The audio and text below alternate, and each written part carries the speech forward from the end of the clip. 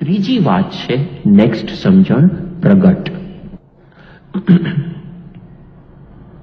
હવે આ સમજણમાં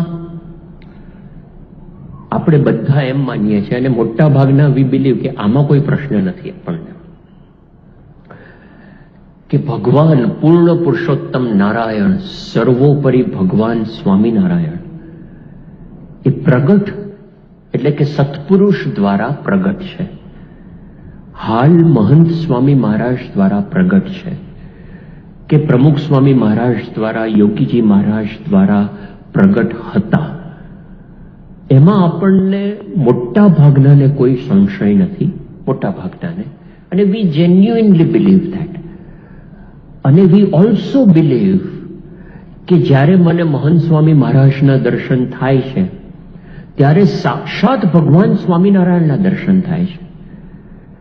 તાત્વિક રીતે તો એ અક્ષર બ્રહ્મ છે, પણ અક્ષર બ્રહ્મ અને પરબ્રહ્મ એ બંને વચ્ચે અનાદિકાળથી એટલું બધું એકાત્મતા છે કે પરબ્રહ્મ એ અક્ષર બ્રહ્મનો ભાવ દાબીને પોતે સ્વતંત્ર થકા વિચરણ કરે છે.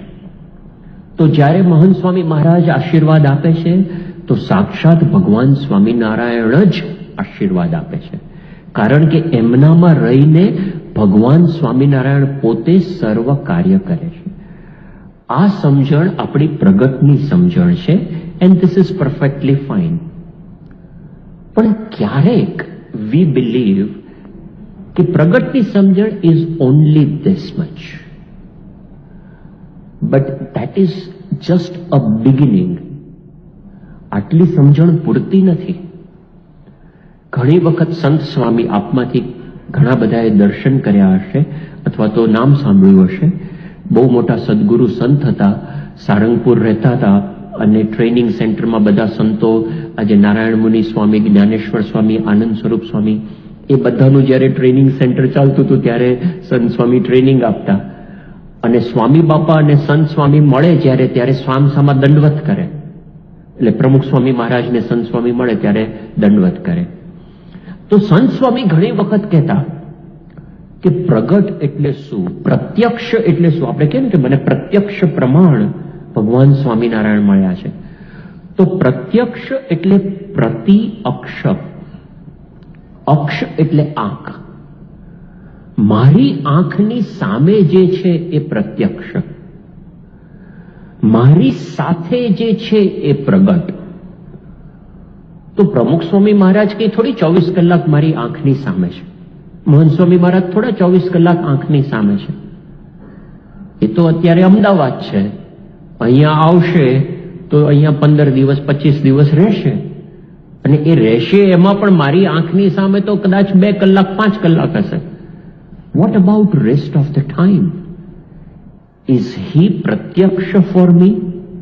ઇઝ હી પ્રગટ ફોર મી? તો સંત સ્વામી ઘણી વખત કહેતા કે પ્રગટ એટલે શું? તો આ જે ભગવાન સ્વામિનારાયણ કે જે પ્રમુખ સ્વામી મહારાજ દ્વારા પ્રગટ છે એ મારે વિશે મારી સાથે 24 કલાક વિરાજમાન છે. એક ક્ષણ માટે પણ મારાથી જુદા નથી. આ હકીકત છે. આ કણે કણમાં બિરાજમાન છે. આપણને લાગે કે પ્રમુખ સ્વામી મહારાજ જતા રહ્યા, આપણે નથી જ માનતા. નથી માનતા કેમ? કારણ કે પ્રમુખ સ્વામી મહારાજ હવે મહંત સ્વામી મહારાજ રૂપે પ્રગટ છે. તત્વ એક જ છે, એવું નથી પ્રમુખ સ્વામીનું તત્વ આમથી આમ ગયું, એક જ તત્વ છે. એટલે મહંત સ્વામી મહારાજ રૂપે પ્રગટ છે. પણ સંત સ્વામી કે એ વખતે બાપા હતા એટલે પ્રમુખ સ્વામીનું નામ લઈને કહેતા કે એ પ્રમુખ સ્વામી મારે વિશે મારી સાથે છે.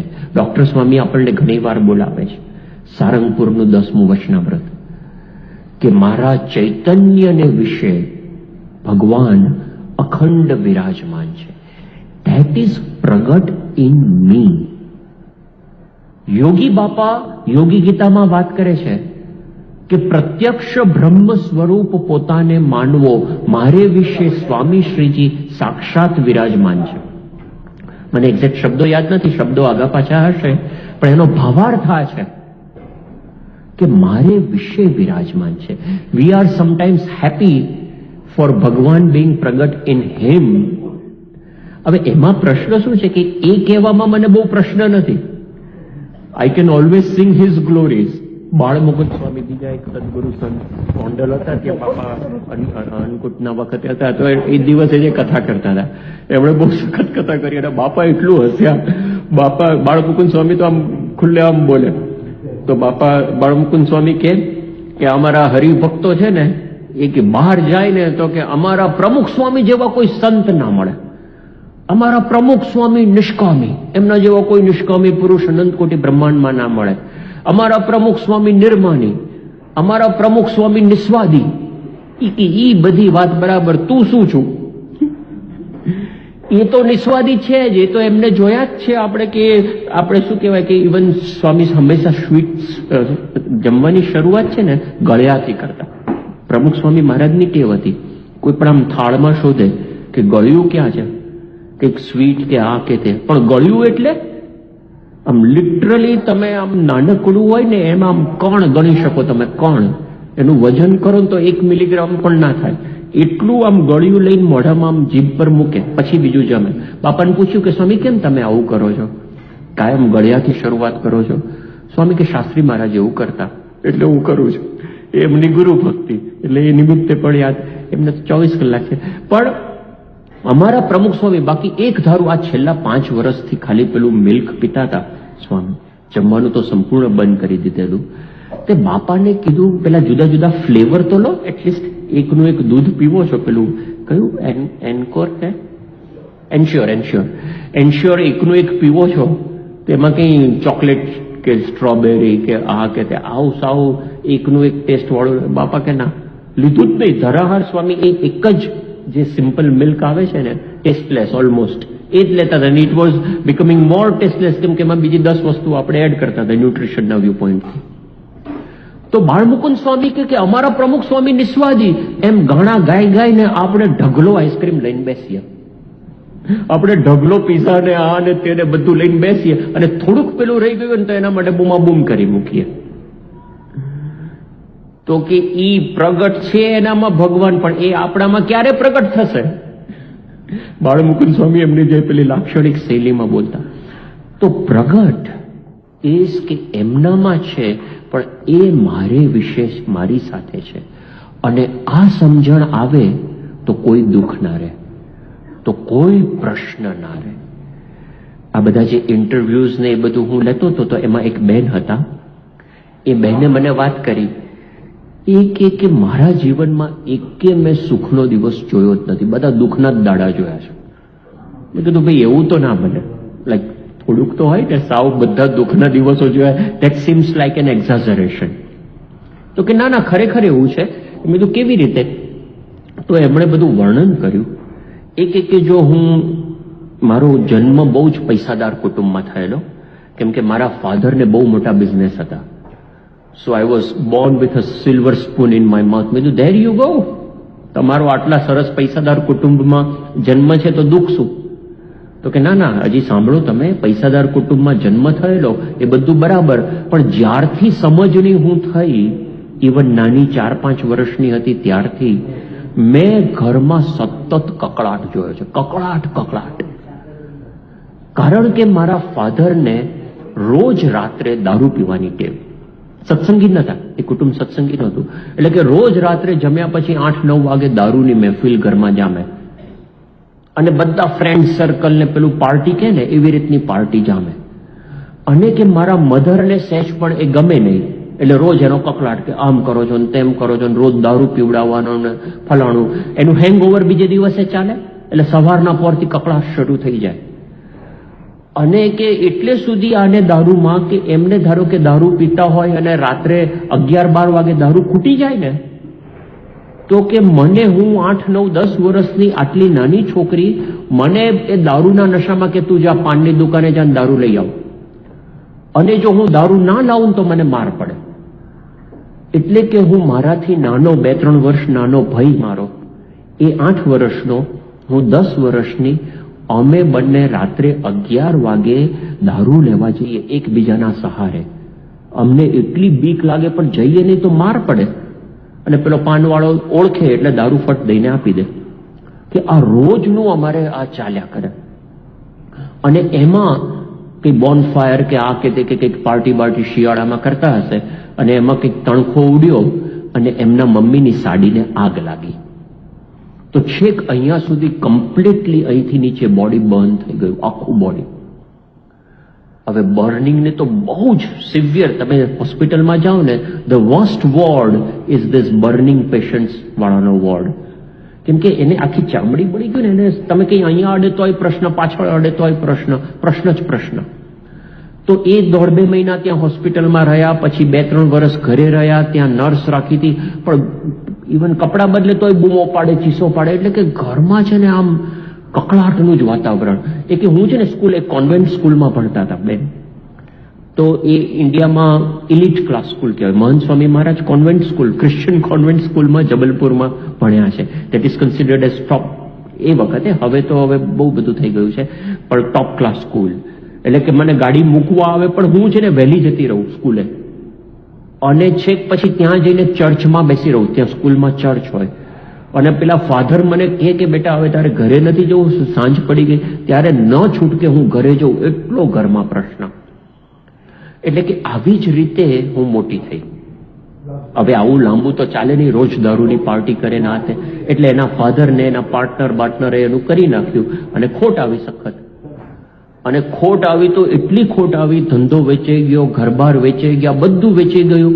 અને બંગલામાંથી એ લોકોને ચાલીમાં પતરાવાળા મકાનમાં રહેવાનું થયું, સાવ ચાલીમાં. હવે એ બહુ અઘરું પડે. તમે જન્મથી આમાં મોટા થયા હોય આટલી લક્ઝરીમાં, ને પછી તમારે 15-16 વર્ષે રહેવું પડે, તો ઇટ બીકમ્સ ડિફિકલ્ટ. તો કે હું ત્યાં આગળ જઉં, ઇટ વોઝ સો એમ્બેરેસિંગ, કેમ કે કોમન બાથરૂમમાં નાવા જવાનું ચાલીના. અને આ બધા પ્રશ્નોની વચ્ચે કે પછી મને એમ થયું કે કોઈક એનઆરઆઈ છોકરો આવ્યો હશે અહીંયાથી લગ્ન કરવા માટે. એટલે કે મેં આંખ મીચીને હા પાડી દીધી કે ભાઈ જે પણ પ્રશ્ન હોય ને અહીંયાથી તો હું છૂટું અહીંયાના દુઃખમાંથી. પણ કે ત્યાં ગઈ, પરદેશ ગયા, તો પરદેશ જઈને જોયું તો ઉલમાંથી ચૂલમાં પડવા જેવું થયું.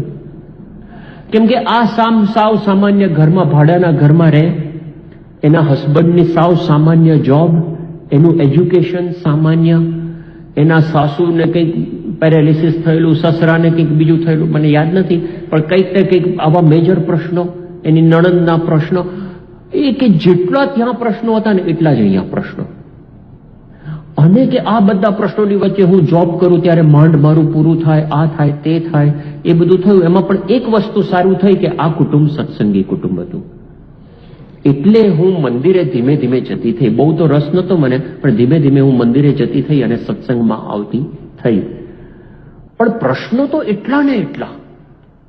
અને કે આ બધા પ્રશ્નોની વચ્ચે મારો એક આમ શું કહેવાય, વન સોલેસ, એટલે કે આમ એક મારો આધાર કે જ્યાં આમ થોડુંક હાશ થાય, એ મારો ભૈલો. એનાથી જે 2-3 વર્ષ નાનો ભાઈ હતો કે જેની સાથે નાનપણમાં એકબીજાના સહારે મોટા થયેલા, એ ઇન્ડિયા હતો. અને કે એટલે મને આ બધું ફ્રસ્ટ્રેશન દુઃખ થાય ને એટલે હું દર 2 દિવસે 3 દિવસે એની જોડે ફોન ઉપર વાત કરું, 1-2 કલાક વાત કરું, એની સાથે ખબર અંતર પૂછું, અને મારું મન હળવું થઈ જાય. અને મને એટલી મજા આવે એની સાથે વાત કરું.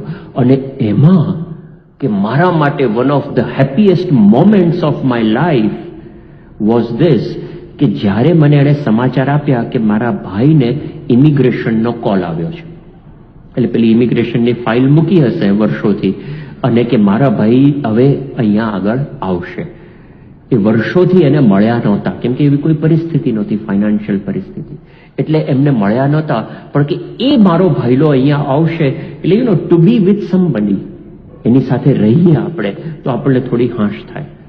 એટલે કે હું એની સાથે બધી વાત કરું કે તું અહીંયા આવજે, તું જોઈશ કે તારી બેન તો ગાડી ચલાવે છે, તારી બેન આ બનાવે છે, તારી બેન આમ કરે છે, હું તને આમ ફરવા લઈ જઈશ ને તેમ લઈ જઈશ. એટલી બધી કે અમે વાતો કરી, અને I was really happy. I thought કે ફાઇનલી ભગવાને મારી સામે જોયું. અને એમાં one fine day she got a call from her મામા કે તું શું કરે છે? તો કે હું જોબ પર છું ને આમ છું તેમ છું. તો કે એક કામ કરને, આજે જ બને એટલી વહેલી તકે તું ઇન્ડિયા પાછી આવ. કે શું થયું? તો કે ભૈલુને પ્રશ્ન છે, હેલ્થના પ્રશ્નો છે ને, તો કે એવું તો એણે મને કંઈ કીધું નથી. તો કે ના, તું આવને, એને પ્રશ્નો છે ને, એને તને મળવાની બહુ ઈચ્છા છે. એટલે એ પછી તાત્કાલિક ત્યાં ઇન્ડિયા ગયા, અને when she entered her home, what she saw was the dead body of her brother. એના ભાઈ, she was there, lying there, અને શી વોઝ ટોટલી મેડ. કે આ શું થયું, કેવી રીતે થયું, કંઈક એક્સિડન્ટ કે કંઈક ગંભીર બીમારી એને આવી ગઈ, અને હી પાસ્ડ અવે. એટલે she said, my whole world was completely shattered. કે એક માત્ર જે આ મારો ભાઈ, એને પણ મને ભગવાને મારી પાસેથી લઈ લીધો, અને એની સાથે હું આમ કરતી હતી. એટલે ઘણા બધા મનમાં પ્રશ્નો થયા. અને કે બીજે દિવસે સવારે પછી તો ત્યાં બોચાસણથી સંતોને બોલાવ્યા, બધું થોડું એ કર્યું, અગ્નિ સંસ્કારના પેલા સંતોએ થોડી વાત કરી. અને બીજે દિવસે કે હું સવારે બેઠી હતી, એની 6 કે 8 મહિનાની નાનકડી દીકરી મારા ખોળામાં હતી, આ 32 વર્ષનો એનો ભાઈ. અને કે બાજુમાં એની ગાડી પડી હતી, એનું બાઇક પડ્યું હતું, આ બાજુ એના વોર્ડરોબમાં બધા કપડાં હતા, એની દીકરી મારા ખોળામાં હતી. અને કે ત્યાં આગળ મારા મામા આવ્યા, અને એમણે એક થેલી લટકાવીને મેં પૂછ્યું કે શું થયું, શું છે આ થેલીમાં? તો કે આમાં ભૈલુના અસ્થિ છે. અને બને કે વિચાર આવ્યો કે જે ભૈલું, જેના સહારે, એકબીજાના સહારે અમે મોટા થયા હતા, જેની આ દીકરી છે, જેની આ વાઈફ છે, જેની આ ગાડી છે, એ અહીંયા ખીટીએ ટીંગાઈ ગયો, એક ખીટી ઉપર લટકી ગયો મારો ભૈલો. અને આવા તો એમણે જે પ્રસંગો કીધા એક પછી એક, આ તો મેં બહુ ઓછા કીધા, એ જે બોલતા હતા ને, હું ડિપ્રેશનમાં જતો રહ્યો. મેં કીધું હારું, આટલું બધા દુઃખો, આટલા બધા પ્રશ્નો. એટલે મેં એમાં એમને પ્રશ્ન પૂછ્યો કે પણ બેન, તમને આ બધી આ પ્રશ્નોની વચ્ચે આ સત્સંગના કારણે, સ્વામી બાપાના કારણે તમને કંઈક સાંત્વન કે કંઈક આમ સહારો કંઈ મળ્યો? અને જેવો મેં આ પ્રશ્ન પૂછ્યો ને, શી ચેન્જ ધ ગિયર્સ. ગિયર બદલે ને ગાડીનું, નોર્મલ રિવર્સમાં જતી હોય ગાડી, ન્યુટ્રલમાં લાવીને સીધું 5th ગિયર. એ કે શું તમે વાત કરો છો, બાપાના કારણે મને પ્રશ્ન, મારે સાંત્વનાની ક્યાં વાત કરો છો? પ્રમુખ સ્વામીના કારણે તો હું 24 કલાક આનંદમાં છું. મેં કીધું શું 24 કલાક આનંદ? એક બાજુ તમે એમ કહો છો કે મારા દુઃખોનો કોઈ પાર નથી. એ કે કારણ કે પ્રમુખ સ્વામી મહારાજ 24 કલાક મારી સાથે છે, હી ઇઝ વિથ મી. એટલે મેં કીધું એ બરાબર છે, આપણે એ બધું આ વચનામૃતમાં કે કથા વાર્તામાં સાંભળેલું છે, પણ what do you mean by that? What exactly do you mean કે 24 કલાક મારી સાથે છે? અને પછી એમણે વર્ણન શરૂ કર્યું. કે પ્રમુખ સ્વામી, જો હું સવારના પોરમાં ઉઠું ને, એટલે પહેલા પ્રમુખ સ્વામી મહારાજ, હું તો ત્યાં નીચે સૂતી હોઉં, પ્રમુખ સ્વામી મહારાજ પલંગ ઉપર સૂતા હોય, અને સેવક સંતો જેમ નીચે સૂતા હોય, હું નીચે સૂતી હોઉં. પ્રમુખ સ્વામી મહારાજને ધીમેથી પગ દાબીને, કેડ દાબીને હું પ્રેમથી ઉઠાડું. એટલે બધું તમે ખરેખર આમ નીચે સૂઈ જાઓ? એ કે ના ના, નીચે ક્યાંથી સૂવું, હું તો જે પલંગમાં જેમ નોર્મલી સૂતી હોય મારા હસબન્ડ સાથે, એમ જ સૂતી હોઉં ને. પણ જેવી મારી આંખ ખુલે, the first thought I have is this, કે હું પ્રમુખ સ્વામી મહારાજને ઉઠાડું છું. એટલે હું પ્રેમથી સ્વામી બાપાને ઉઠાડું. પછી સ્નાન કરવા માટે જાઉં તો હું સ્વામીને જ સ્નાન કરાવું. પછી હું જમવાનું બનાવું તો બાપાને પૂછું કે સ્વામી આજે તમારે શું જમવું છે, અને બાપા પછી કહે ને એ જમવાનું બનાવું. એટલે મેં કીધું બાપા કહે એટલે દસીકમ આમ પ્રગટ થઈને તમને કહેવા આવે છે કે આજે આ જમવાનું બને? એ કે ના ના, એ તો મારું બધું મનમાં ચાલતું હોય. કે બાપા થોડા પ્રગટ થાય, પણ મારા મનમાં ચાલતું હોય. બધું મનમાં ચાલે તો તમારો જ વિચાર થયો ને. તમે મનમાં પૂછ્યું કે શું જમવું છે, તમારે જ મનમાં વિચાર આવ્યો કે આજે આ જમવું છે. બાપા ક્યાં આવ્યા વચમાં? તો કે ના, એ બધું તમે જાણો, પણ તો બાપા જ કહે છે. તમારે જે એનાલિસિસ કરવું હોય, સાયકો એનાલિસિસ કરો, સાયકિયાટ્રી કરો, તમારે જે કરવું હોય એ કરો, આઈ ડોન્ટ કેર. તમારે જે માનવું એ માનો. હું તો માનું જ છું કે મને બાપાએ કીધું છે જમવાનું, કે આ જમવાનું બને, હું તો બાપા માટે જ બનાવું છું. ભલે મારો હસબન્ડ જમે, મારો દીકરો જમે, મારા સાસુ સસરા જે જમે એ જમવાના છે, એ જ લોકો જમવાના છે. કાઉન્ટિંગ તો એનું જ કરવાનું છે કે ભાઈ ઘરમાં 6 માણસ છે બનાવવાનું છે. પણ હું તો બાપા માટે જ બનાવું છું. બાપા મને કહે, અને કે જો હું એને દેન શી સેડ કે આ તમે કહો છો ને, પણ જો ક્યારેક એવું થાય કે હું આ જમવાનું બનાવતી હોઉં ને બધા કામમાં બિઝી થઈ જાઉં, તો મારા દીકરાને ઉઠાડવાનું ભૂલી જાઉં, તો બાપા મને કે અલા પેલાને ઉઠાડવાનું નથી, સ્કૂલે મોકલવાનો છે. બાપરે ભૂલી ગઈ, જઈને એને ઉઠાડી આવો. જો એ તો મારા મનમાં વિચાર નહોતો ને, એ તો બાપાએ આપ્યો વિચાર કે પેલાને ઉઠાડવાનો છે. અને કે હું તો ક્યારેક પછી એમ કહું કે સ્વામી હું આ બહુ બિઝી છું, તમે જઈને ઉઠાડી દો ને યાર, એટલું તો મદદ કરો યાર, અહીંયા ઉભા છો બાજુમાં. તો કે બાપા જઈને, એટલે પેલો છોકરો અંદરથી ઉભો થઈને એની મેળે ઉભો થઈને આવે, પણ ક્યાંય બી નહીં કે બાપા જઈને ઉઠાડી આવે.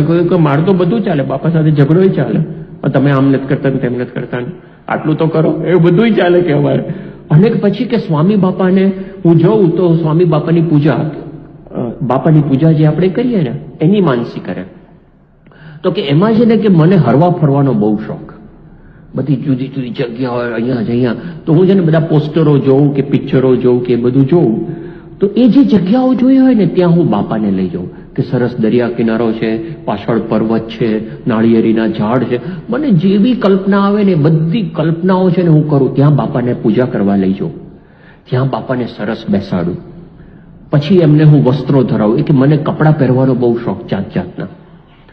તો કે મારે તો કે પ્રમુખ સ્વામી સાધુ બાધુ તમારા માટે, મારા માટે તો ભગવાન છે. એટલે જેમ આપણે મહારાજને વાઘા પહેરાવીએ ને એમ હું પ્રમુખ સ્વામીને મને મનગમતા વસ્ત્રો પહેરાવું. મને ઘરેણાનો બહુ શોખ, બાપાને એવા હું ઘરેણા પહેરાવું, બાપાને ચંદનની અર્ચા કરું, ફૂલોના હાર પહેરાવું, ભેટું બધું કરું. મેં કીધું આ બધું તમે ક્યારે કરો? તો કે ઓફિસે જતા. ઓફિસે જતા? એ કે હા ચાલુ ગાડીમાં, મને ટાઈમ મળે ને. તો ભાઈ ચાલુ ગાડીમાં આ બધું તો કઈ એક્સિડન્ટ કે એવું બધું ના થઈ જાય? તો કે એ બાપાને કહી દઉં જો હું તો આ કરીશ, તમે ધ્યાન રાખજો હવે. એટલે this is not to be followed immediately from tomorrow. આપણે પેલા ઘરથી શરૂ કરશું. પણ એ કે ના હજી સુધી પ્રશ્ન નથી થયો, ને થાય તો એમની ઈચ્છા. પણ આખો દિવસ શી નેરેટેડ લાઈક ધીસ. જોબમાંથી પાછા આવવામાં એમને હોસ્પિટલના પ્રશ્નો, આ પ્રશ્નો, તે પ્રશ્નો, છેક રાત્રે સુતા સુધી આખો દિવસ કે સ્વામી મારી સાથે છે. પણ પછી એ જે બોલ્યા છે ને એ વાત ખરેખર આપણે વિચાર કરવા જેવી છે. છૂટું છવાયું બોલ્યા હતા, પણ હું ભેગું કરીને કોમ્પેક્ટ ફોર્મમાં કહું છું આપને. એ કે સ્વામી બાપાએ મારા ઉપર જે 3 સૌથી મોટા ઉપકાર કર્યા, અતિશય સ્વામીની કૃપા મારા ઉપર. તો કે કઈ કૃપા? તો કે પહેલી કૃપા એ કે મને સતત દુઃખમાં રાખી. મારા એકે પ્રશ્ન એમણે સોલ્વ નથી કર્યા, એક પણ પ્રશ્ન નહીં, ઉલટાના વધુ ને વધુ આપતા રહ્યા છે. મને સતત દુઃખમાં રાખીને એ સૌથી મોટી એમની કૃપા. બીજી કૃપા એ કે મારા એકે દુનિયાના સંકલ્પો એમણે પૂરા નથી કર્યા. એ કે મને હરવા ફરવાનો બહુ શોખ, હું ક્યાંય ફરવા ગઈ જ નથી. મારું ઘર, ગ્રોસરી સ્ટોર, જોબ અને મંદિર, આ 4 સિવાય ક્યાંય ગઈ જ નથી, કેમ કે સગવડ જ નથી થઈ. મને ઘરેણાનો કપડાનો બહુ શોખ, પણ લાવવા ક્યાંથી? કે હું પહેલા છે ને પેલી સેલ્સની કૂપનો આવે ને, ડિસ્કાઉન્ટની કૂપનો, એ કૂપનો ફાડીને રાખતી, પણ વાપરવી ક્યાં? ઓરિજિનલ તો જોઈએ ને. કોઈ ઓરિજિનલ પૈસા હોય તો એના પર 25% ડિસ્કાઉન્ટ મળે, ઓરિજિનલ જ નથી, એટલે શું કહેવાય, મૂળ પૈસા જ નથી. તો કે એ મારા સંકલ્પો ભગવાને પૂરા કર્યા નથી. એટલે કે મારું દુઃખ ક્યારેય દૂર કર્યું નથી, દુનિયાના સંકલ્પો ક્યારેય પૂરા કર્યા નથી. અને ત્રીજો સૌથી મોટો ઉપકાર બાપાનો મારા ઉપર કે મારો ભૈલો લઈ લીધો. તું ભાઈ તમારો લઈ લીધો એ ઉપકાર? એ કે હા, મને પછી ખબર પડી કે એ મારો આધાર હતો. એના આધારે હું સુખ ભોગવતી હતી, થોડું ઘણું, એટલે સુખ એટલે સાંત્વના મળતી હતી મને. પણ કે હવે नाव के काग की गति भई मेरी, मोहे तो तुम ही एक पांव धरन को ठिकानो. હવે કેવળ સ્વામી બાપા જ ત્વમેવ માતા ચ પિતા ત્વમેવ, ત્વમેવ બંધુશ્ચ સખા ત્વમેવ, ત્વમેવ વિદ્યા દ્રવિણમ ત્વમેવ, ત્વમેવ સર્વમ મમ દેવ. હવે મારું સર્વસ્વ કેવળ બાપા છે, કેમ કે મારી પાસે બીજો કોઈ આધાર જ નથી. એટલે કે મને એવું નથી કે હું સંપૂર્ણ આમ શું કહેવાય મારા દુઃખ મટી ગયા અને મારું આ થઈ ગયું ને, એવું નથી. હજી મને ક્યારેક થાય, મનમાં દુઃખ થાય, મનમાં વિષાદની લાગણી ઊભી થઈ જાય, બધું બાપાને કહી દઉં, બાપા જો હજી મને પેલો મારો ભૈલું યાદ આવે છે, તમે કંઈક કરો ને, હવે બાપા કંઈક કરે. સો ઇટ્સ નોટ લાઈક કે 100% થઈ ગયું છે. It is still a continuous struggle. પણ એનાથી એ કે મને એટલી શાંતિ રહે છે, એટલો આનંદ રહે છે. તો આ પ્રગટ સાથે જોડાણ છે. ખાલી ભગવાન એમનામાં પ્રગટ છે એ તો છે જ, that is not sufficient. એ સત્પુરુષ, એ ભગવાન મારે વિશે મારી સાથે 24 કલાક વિરાજમાન છે. આપણે દરેક ક્રિયામાં બને એટલી બધી જ ક્રિયામાં એમને સાથે રાખીએ તો આપણને ધીમે ધીમે અનુભવ. નહીતર તો આપણે શું થાય કે અહીંયા પણ જેમ આપણે કીધું ને, મોહન સ્વામી મહારાજ અહીંયા આવશે અને આપણે ત્યાં દૂર બેઠા હોઈશું તો આપણને લાગશે કે આટલા દર્શન થયા, મને પાછળથી દર્શન થયા, પેલાને આગળથી દર્શન થયા. આ બધામાંથી જ બહાર નહીં આવીએ. આમાં ક્યાં કોઈ રોકે છે? મહારાજે સારંગપુરના ત્રીજામાં કીધું, પ્રશ્ન પૂછ્યો સ્વયં પ્રકાશાનંદ સ્વામીએ કે પ્રત્યક્ષ પૂજા કરે એ શ્રેષ્ઠ કે માનસીમાં પૂજા કરે એ શ્રેષ્ઠ?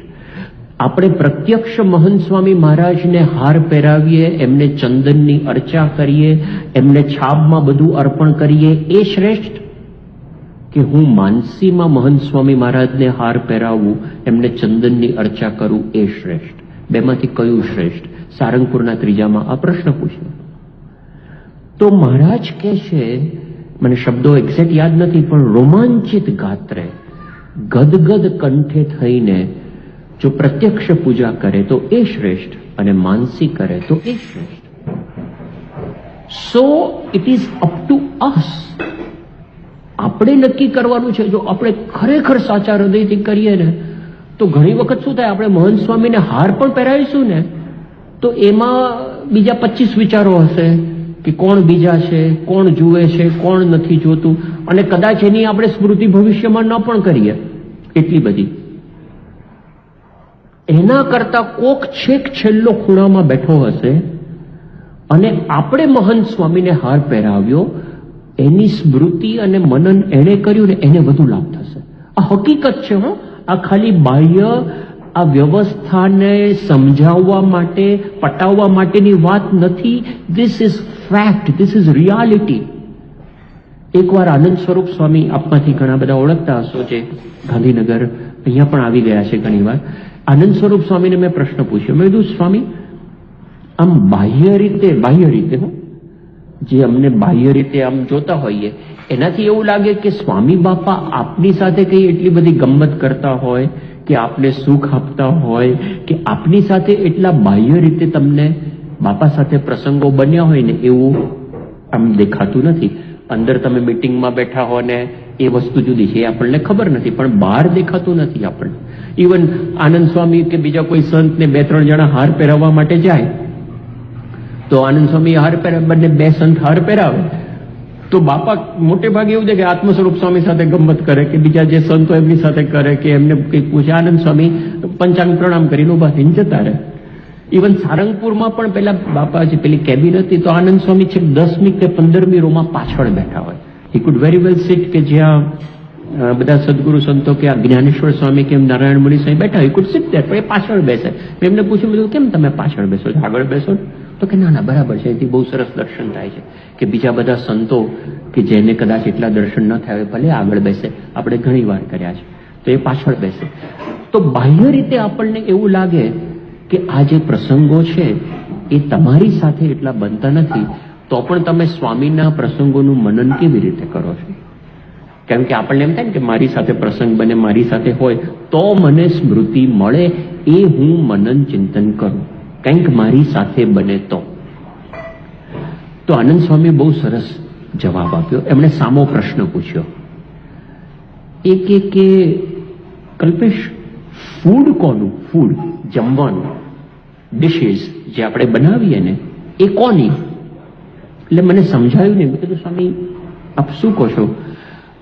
તો કે ફૂડ જે છે એ ફૂડ બનાવનાર જે કુક જે હોય કે જેટલા કુક્સ હોય એનું કે જમનારનું?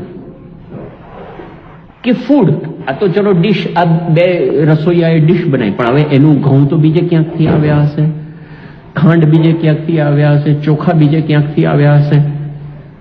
તો એનું કે જમનારનું, તો ઓફકોર્સ ફૂડ જમનારનું, કેમ કે જે એ ફૂડ જમે એના રગે રગમાં પ્રવર્તે, જેને એનાથી પોષણ મળે એનું ને.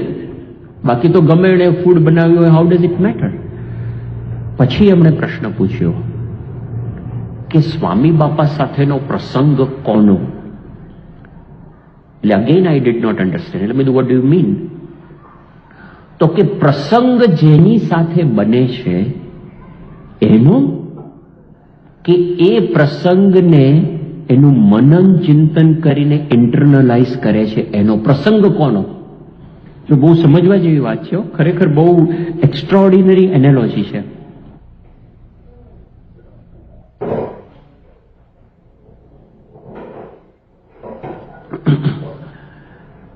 તો નોર્મલી આપણી અપેક્ષા શું હોય છે કે મારી સાથે પ્રસંગ બને, હું આગળ બેઠો હોઉં, મને મહંત સ્વામી બોલાવે, મારી સામે દ્રષ્ટિ કરે, મારા માથે હાથ મૂકે. આ અપેક્ષા રાખવામાં કંઈ ખોટું નથી. અને આ કહેવાનો અર્થ એ પણ નથી કે પ્રગટનો લાભ લેવામાં આપણે તત્પરતા ન રાખવી, રાખવી જ. મહંત સ્વામી મહારાજનું અત્યારે એવું છે, અમદાવાદમાં છે ને, કોક દિવસ સવારે 6:40 આવી જાય છે, કોક દિવસ 6:30, હમણાં 6:20 આવી ગયા બહાર. મહંત સ્વામી મહારાજ અને સેવક સંતોય નહીં, તો સીધા બહાર આવ્યા, પેલા પગથિયા ઉતરી નીચે બહાર આવી ગયા. સેવક સંતો દોડ્યા પાછળ કે આ મહંત સ્વામી ક્યાં ગયા, અને નીચે આવી ગયા. બધા તો હજી નીચે તૈયારી કરતા હતા, પાથરણા પાથરતા હતા અને આ તે કરતા હતા. હવે ધારો કે આવું ખબર હોય કે ભાઈ મહંત સ્વામી મહારાજની હમણાં તબિયતના થોડાક પ્રશ્નો છે, અને એ તો વહેલા સવારે 3 કે 4 વાગે ઉઠી જાય છે અને પૂજા કરીને સીધા દર્શન માટે આવી જાય છે. ઇફ વી નો, તો એટલી તત્પરતા રાખવી કે સવારમાં 5 વાગ્યાથી બેસી જાઓ બસ મહંત સ્વામીના દર્શન માટે.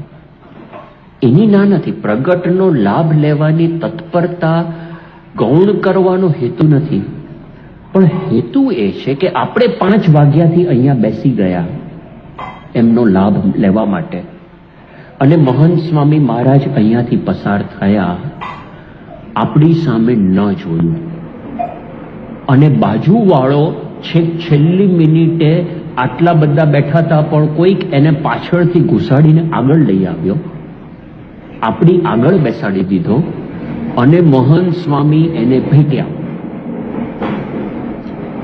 અને જે ઘુસાડીને આગળ લઈ આવ્યો એને હાર પહેરાવ્યો, અને મારી સામે ન જોયું. એ વખતની વાત છે. આટલા એક્સ્ટ્રીમ પર નહીં થાય, પણ મોર ઓર લેસ આવું થશે જ, અને બધાની સાથે થશે. તો એ વખતે જે આ આનંદ સ્વામીએ વાત કરી, અને એ વખતે નહીં, હંમેશા, it's not just for those પ્રસંગ. અને એ વખતે જ કરવા જઈશું તો નહીં મેળ પડે, એ દરેક પ્રસંગમાં કરશું ને તો જ ટાણે કામ લાગશે. એ આગ લાગે ત્યારે કૂવો ખોદવા ના જવાય, પહેલેથી જેમ અહીંયા પાણીની હોઝ પાઇપ બધી જગ્યાએ હોય છે ને એમ રખાય. દરેક પ્રસંગમાં હું એમ વિચારું કે એ જેમને પણ લાભ આપે છે, પણ એ પ્રસંગનું હું શ્રવણ, એ પ્રસંગનું હું દર્શન એકાગ્રતાથી કરું. અને I can imagine if I like that, I am in that place. Mahant Swami મને ભેટ્યા, કોઈ પ્રશ્ન નથી.